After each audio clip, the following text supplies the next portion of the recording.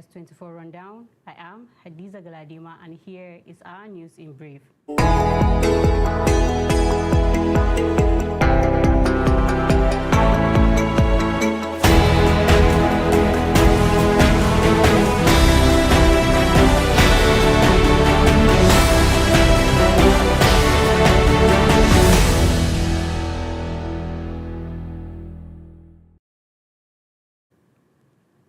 To start with, the newly registered Nigerian Democratic Congress (NDC) has officially fixed its 2027 expression of interest forms and the presidential form at 60 million naira as preparation for the next general election gather momentum.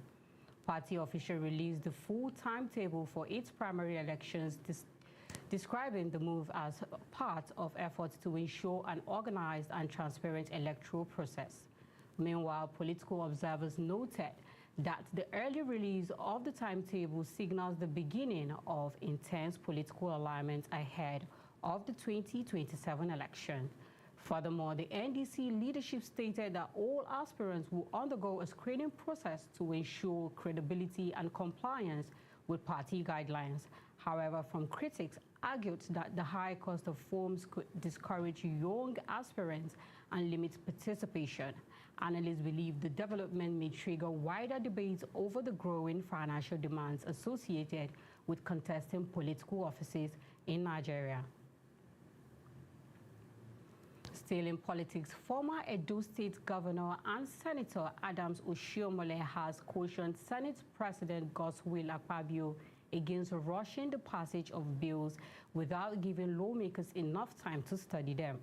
Speaking during a Senate session, Oshiomhole warned that hurried legislation could produce law that conflicts with the Nigerian Constitution and creates legal uncertainties. In addition, the senator stressed that lawmakers must carefully examine proposed bills before passage to protect democratic principles and ensure quality legislation. Meanwhile, several lawmakers reportedly support calls for more transparency and wider consultation during legislative proceedings. Political analysts believe the disagreement highlights growing concerns within the National Assembly over the pace of lawmaking and internal parliamentary procedures. And the Inter-Party Advisory Council (IPAC) has experienced serious concerns over provisions contained in the Electoral Act 2026. Particularly sections excluding indirect primaries and limiting mandatory electronic transmission of election results. In a statement issued, IPAC leaders argued that the controversial provision could weaken transparency and reduce confidence in Nigeria's electoral system ahead of future elections. Furthermore, the Council urged the National Assembly and the Independent National Electoral Commission to review the disputed sections to protect democratic integrity. Political parties under the Council also insisted that electronic transmission of results remain essential for credible elections and accountability. Election observers warned that unresolved disagreements over the law could trigger political tensions as preparation for the 2027 polls continue. And in education, the federal government's decision to remove the unified tertiary matriculation examination requirement for colleges of education have triggered major challenges in enrollment strategies worldwide. Education authorities announced the policy aims to attract more students into teacher training programs and address Nigeria's growing shortage of qualified educators.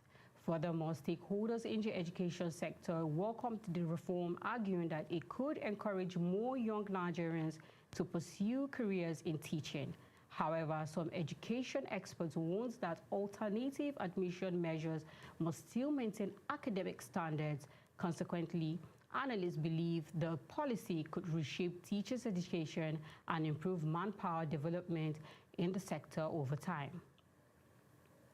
And finally, on the global scene, United States President Donald Trump is currently holding crucial diplomatic talks with Chinese President Xi Jinping in Beijing as tensions surrounding the escalating Iran conflict continue to threaten global economic stability. The high-level meeting taking place also includes major American business leaders such as Elon Musk and Tim Cook, who joined the delegation to discuss technology, trade, and energy cooperation between both countries. Meanwhile, officials disclosed that the worsening Middle East crisis have already cost the United States an estimated $29 billion, while significantly reducing global oil reserves. Now moving on to business news with Shukra Oniye. Hello, Shukra.